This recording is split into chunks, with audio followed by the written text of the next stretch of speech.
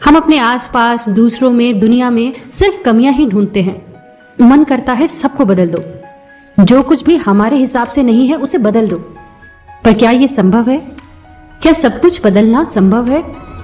कल्पना कीजिए कि आपको कोई खास रंग पसंद है, मान लीजिए नीला, और आप चाहते हैं कि आपको चारों तरफ बस नीला ही रंग दिखाई दे, तो आप क्या करेंगे? आपके पास दो रास्ते होंगे।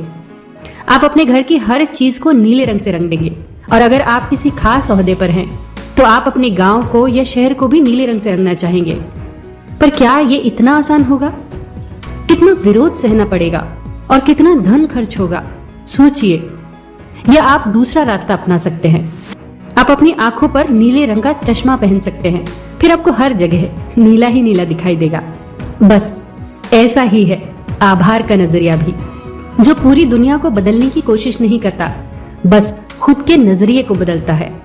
कितनी चीजें हैं हमारे पास और उनकी तरफ हमारा ध्यान ही नहीं जाता, क्योंकि हम तो लगे होते हैं उन चीजों की गिनती करने में जो हमारे पास नहीं है। अपनी आंखों पर बस आभार का चश्मा चढ़ा लीजिए, फिर सारी शिकायतें धीरे धीरे अपने आप कम होने लगेंगी, फिर सब कुछ खूबसूरत लगने लगेगा। एक आदमी मस्जिद में रोज नमाज पढ़ने आया करता था, फटी हुई जूतियां पहनकर। एक दिन उसने एक शेख को देखा, मोतियों से जड़ी हुई जूतियां पहनकर आते हुए। नमाज खत्म हुई तो उसने शेख से पूछा, आपको पहली बार यहाँ देखा है, क्या आप नए आए हैं? शेख ने जवाब दिया, नहीं, बस मैं यहाँ बहुत ही कम आया करता हूँ। उस व्यक्ति के मन में खुदा से शिकायतों का बारूद फटने लगा। या खुदा, यही है तेरा कानून? मैं तेरे दर पर रोज आता हूँ, पर मेरे पैरों में आज तक फटी हुई जूतियां हैं, और ये शेख कभी कभार आता है और उसकी जूतियां मोतियों से जड़ी हुई है। वाह रे ऊपर वाले। वो ये कह ही रहा होता है कि सामने से हाथ के बल एक आदमी घिसटता हुआ आता है, जिसके दोनों पैर नहीं थे। उसे देखते ही इस आदमी के मन ने खुद को लानत भेजी, और उसने अपने दोनों हाथ ऊपर उठाकर आंखों में आंसू भरकर कहा, या खुदा, मुझे माफ कर दे। मैं तेरा शुक्रगुजार हूँ कि तूने मुझे पैर तो दिए। मुझे माफ कर दे कि मैं उन जूतियों को रो रहा हूँ जो मैं कभी भी कमा सकता हूँ, पर तेरे बख्शे पैर भूल गया। जो ना होते तो मेरा क्या होता? हर वो चीज जो हमारे पास है, हमें उसका एहसास नहीं होता। हम चीजों की कीमत तभी समझ पाते हैं जब हम उन्हें खो देते हैं। आप अपने दिल पर हाथ रखकर कहिए कि जब आप बीमार पड़ते हैं तो हर बार खुद से ये वायदा करते हैं कि नहीं कि आज के बाद मैं अपनी सेहत का ख्याल रखूंगा। क्या उस दौरान आपको वो दिन याद नहीं आते जब आप स्वस्थ थे? अपने स्वास्थ्य के लिए हमेशा आभार व्यक्त करिए। आभार बिल्कुल प्रार्थना की तरह है जो फलित होता है।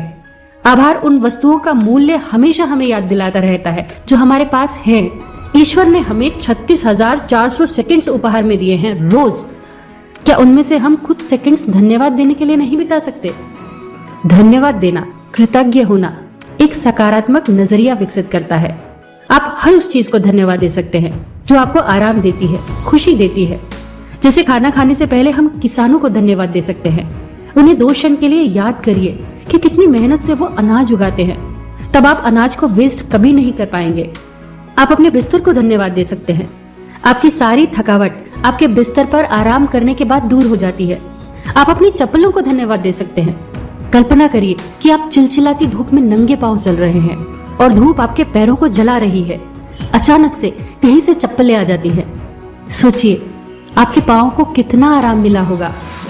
कम से कम दिन में एक बार पानी के कृतज्ञ होइए। महसूस करिए उन लोगों को जिनके पास जरूरत भर का पानी भी नहीं होता और आपके पास वो है।